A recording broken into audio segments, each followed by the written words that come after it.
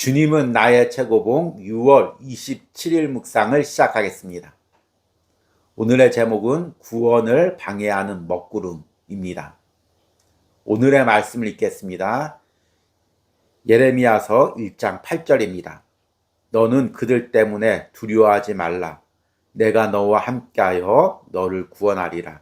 나 여호와의 말이니라 하시고 아멘. 오늘은 주님은 나의 최고봉 본문으로 예레미야 말씀을 읽었습니다. 참 이 예레미야라는 선지자는 때로는 제가 묵상하면서 많은 연민을 느끼는 선지자입니다. 왜냐하면 다른 선지자들은 때로는 핍박을 받고 심지어 순교까지 당했어도 그래도 나름대로 사역을 하면서 그 말을 듣는 백성들이 있었습니다. 그런데 예레미야는 그 일생 동안 여러 번 하나님의 말씀을 대언했지만 백성들도 그렇고 지도자들도 그렇고 아무도 예레미야 말을 하나님의 말씀으로 받아들이지 않았습니다. 그런데 또 아이러니한 것이 어려운 일 당하면 꼭 예레미야에게 찾아옵니다. 바벨론이 쳐들어옵니다. 그러면 지도자들이 또 예레미야를 찾아서 기연대 불러냅니다. 바벨론이 쳐들어오는데 어떻게 해야 되냐? 하나님 말씀 좀 들려줘라. 그러면 예레미야가 여러 번 당했으니까 이제 안 하려고 하죠. 나는 말씀을 안 전하겠다. 그래도 꼭 한번 가르쳐 달라. 그래서 예레미야가 기도하고 바벨론에게 항복하는 것만이 살 길이다 얘기하면 그 얘기를 들으면 자기들이 원하는 대답이 아니니까 지도자들도 백성들도 벌떼처럼 달라들어서 예레미야를 핍박하고 죽이려고 합니다. 얼마나 난감할까요? 오죽하면 예레미야 20장 9절에 예레미야가 이런 고백을 합니다. 내가 다시는 여호와를 선포하지 아니하며 그의 이름으로 말하지 아니하리라면 나의 마음이 불붙는 것 같아서 골수에 사무치니 답답하여 견딜 수 없나이다. 예레미야의 심정이 느껴지십니까? 여러 번 하나님의 말씀을 전하는데 전할 때마다 거부감을 느끼고 심지어 감옥에 갇히고 생명의 위기를 느끼고 그러니까 아예 전하지 않아야 되겠다 생각하는데 또 답답하여 견딜 수가 없습니다. 또 지도자들과 백성들은 어려운 일 당하면 또 예레미야에게 물을 옵니다. 참 난감하죠. 저도 주의 일을 하면서 이런 경우를 많이 느낍니다. 하나님의 진리대로 말씀을 전하려고 하는데 꼭 진리대로 말씀을 전하면 핍박이 있습니다. 그러면 안전하고 세상 사람들이 좋아하는 말씀 또는 다른 사역자들이 좋아하는 말씀을 전하려고 하면 또 마음에 찔림이 옵니다. 어떻게 해야 할까요? 오늘 주님은 나의 최고봉 묵상을 통해서 내가 주의 일을 하면서 억울한 고난을 당하거나 부당한 대우를 받을 때 어떻게 마음과 신앙을 지키며 하나님만 바라보고 걸어가야 될지를 깨달으시길 바랍니다. 오늘의 묵상입니다. 하나님께서는 예레미야에게 그를 개인적으로 구원해 주겠다고 약속하셨습니다. 내가 너에게 생명을 노량무 주듯 하리라. 이 약속은 하나님께서 그분의 자녀들에게 하신 것입니다. 하나님께서 우리를 어디로 보내시든 우리의 생명을 보호하실 것입니다. 우리의 개인 재산과 소유는 별로 중요하지 않습니다. 우리는 이러한 것들에 마음을 쏟아서는 안 됩니다. 그렇지 않으면 공포와 마음의 상처와 걱정이 밀려올 것입니다.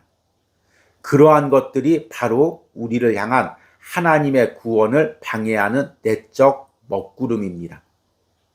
산상수훈은 우리가 예수님의 사명을 감당할 때는 자신을 챙길 시간이 전혀 없다는 것을 지적합니다. 예수님의 말씀은 당신이 공정하게 대우를 받는 것에 신경 쓰지 말라는 것입니다. 공의를 바라는 것은 주를 향한 헌신에서 빗나가고 있다는 증거입니다. 이 세상에서 결코 공의를 구하지 마십시오. 그러나 공의를 베푸는 일은 결코 멈추지 마십시오. 우리가 공의를 바라면 우리는 곧 불평하게 되고 자기 연민에 불만족에 빠져들게 됩니다. 왜 내가 이런 대접을 받아야 하는 거지? 그러나 우리가 예수 그리스도께 헌신했다면 우리가 무슨 일을 당하든 그것이 불의하든 그렇지 않든 상관없습니다. 예수님께서 말씀하십니다. 계속 꾸준하게 내가 너에게 하라고 한 것을 하라. 내가 내 생명을 보호하리라. 만일 내가 스스로 자신을 보호하려고 하면 너는 나의 구원을 받을 수 없다. 우리 중 가장 경건한 사람도 이 점에 있어서는 무신론자가 되는 경우가 많습니다. 하나님을 믿는 대신에 상식을 왕으로 모시고 그 위에 하나님의 이름표를 붙입니다. 전심으로 하나님을 의지하기보다 자신의 생각만을 의지합니다. 아멘. 가끔 방송을 보면 스포츠 스타나 연예인들이 연봉이나 개런티에 굉장히 민감한 것을 보게 됩니다. 그래서 연봉 협상을 하다가 개런티 협상을 하다가 결국에 이제 어그러지는 일도 많이 있습니다. 이들이 이렇게 물질에 민감한 것은 단순히 그 돈이 좋아서이기도 하지만 더 나아가서 내가 얼마를 받느냐가 그 사람이 나를 어떻게 대우하느냐로 해석이 되기 때문입니다. 그래서 나보다 후배나 나보다 실력이 없다고 생각하는 사람이 나보다 더 많은 대우를 받고 나를 조금 대우해주면 자존심이 상하는 거죠. 내가 이 정도 대우밖에 받지 않을 사람이 아닌데 나를 무시하는 건가? 이런 마음이 드는 거죠. 여러분들 직장이나 세상에서 이런 경험을 하게 될 것입니다. 그런데 신앙에서도 마찬가지죠. 내가 이 교회를 오래 섬겼는데 여기서 많이 헌신했는데 많이 봉사했는데 목사님이 날 이만큼밖에 대우 안 해주나? 교회가 나를 이만큼밖에 대우 안 해주나? 이런 생각이 들면 마음이 상하고 시험에 듭니다. 저 같은 목회자도 마찬가지죠. 열심히 주일을 한다고 생각하는데 사람들이 그것을 몰라줄 때 마음이 상합니다. 제가 아주 오래된 이야기지만 좀 재미있는 이야기를 해드리겠습니다. 제가 이제 한 권사님, 나이 드신 권사님 집에 신방을 갔습니다. 근데 그 아들이 이제 취직을 못하고 있어서 권사님이 마음이 많이 안타까우셨나 봅니다. 그래서 이제 가정을 위해서 자녀 취업을 위해서 기도하고 나니까 권사님이 저한테 이런 얘기를 하는 것입니다. 아유, 우리 아들도 목회자나 될 걸 그랬어. 그냥 신학교, 아무 신학교 가가지고 그냥 일주일에 한 번 설교하고 그리고 사례비 받고 얼마나 좋아. 목사님 좋으시죠? 이렇게 이야기하는 것입니다. 듣는데 마음이 굉장히 자존심이 상하는 것입니다. 이처럼 사람이나 교회가 나를 어떻게 대우하느냐에 신경을 쓰면 우리는 마음이 상할 수밖에 없습니다. 온전히 하나님을 바라보고 주의 일을 할 수가 없게 되는 것입니다. 그래서 오늘 묵상에서 저자는 우리가 사람에게 어떤 대우를 바랄지를 신경 쓰면 하나님을 온전히 바라보지 못한다고 합니다. 심지어는 이 땅에서 공의를, 온전한 공평한 대우를 기대하지 말라고 합니다. 산상수훈은 우리가 예수님의 사명을 감당할 때는 자신을 챙길 시간이 전혀 없다는 것을 지적합니다. 예수님의 말씀은 당신이 공정하게 대우를 받는 것에 신경 쓰지 말라는 것입니다. 공의를 바라는 것은 주를 향한 헌신에서 빗나가고 있다는 증거입니다. 이 세상에서 결코 공의를 구하지 마십시오. 그러나 공의를 베푸는 일은 결코 멈추지 마십시오. 우리가 공의를 바라면 우리는 곧 불평하게 되고 자기 연민의 불만족에 빠져들게 됩니다.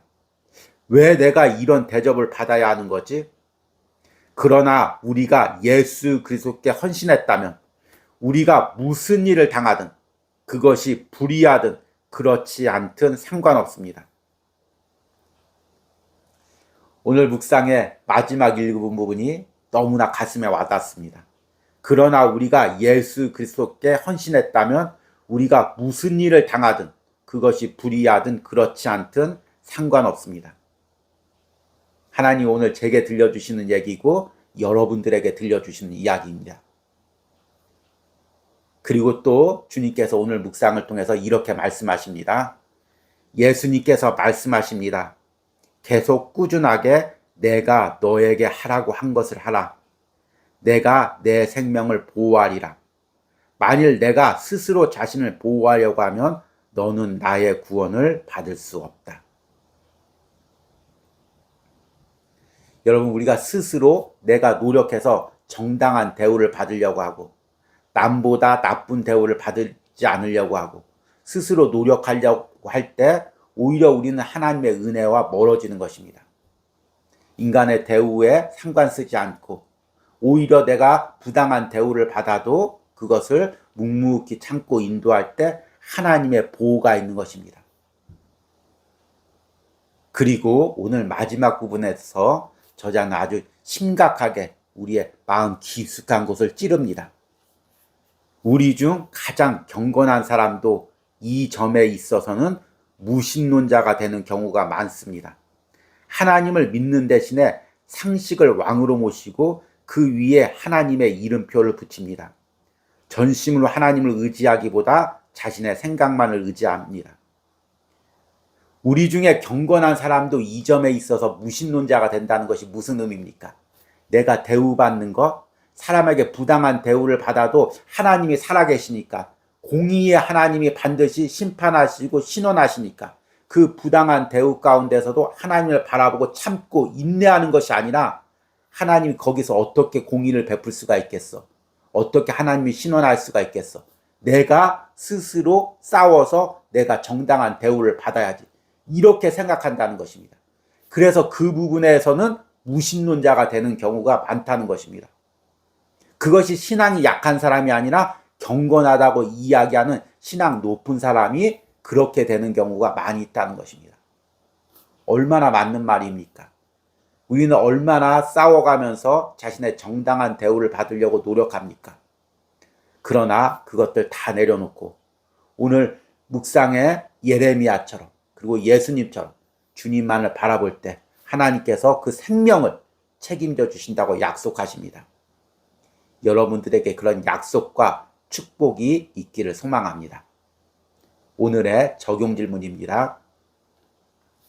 오늘 묵상의 예레미야처럼 내가 사람에게 부당한 대우를 받아서 마음이 상한 부분은 무엇입니까? 이런 마음 역시 내 인간적인 마음이었음을 고백하고 주님만을 바라보기로 결단하시기 바랍니다. 기도하시겠습니다. 주님, 오늘 묵상에서 예레미야를 봅니다. 하나님께 말씀을 받아 전하지만 하나님의 말씀을 전할 때마다 핍박받고 조롱받습니다. 사람들에게 부당한 대우를 받습니다. 그래도 하나님만 바라보고 하나님의 일을 할 때 하나님께서 예레미야의 생명을 책임져 주심을 보게 됩니다. 주님, 이 묵상을 하는 사랑하는 성도 중에 주의 일을 하면서 때로는 공동체 안에서 부당한 대우 가운데 마음이 상한 영혼들이 누가 있습니까? 주님, 이 묵상 가운데 기도 가운데 지금 찾아가셔서 그 상한 마음을 만져주시고 위로하여 주시옵소서. 그리고 오늘 묵상에서 들려주셨던 것처럼 계속 꾸준하게 내가 너에게 하라고 한 것을 하라. 내가 내 생명을 보호하리라. 이렇게 말씀해 주시길 바랍니다. 주님, 우리가 주님만 바라보고 나가기를 원합니다. 사람 바라보지 않기를 원합니다. 이런 확고한 신념을, 믿음을 주님은 나의 최고봉을 묵상하면서 우리에게 허락하여 주시옵소서. 예수님의 이름으로 기도했습니다. 아멘.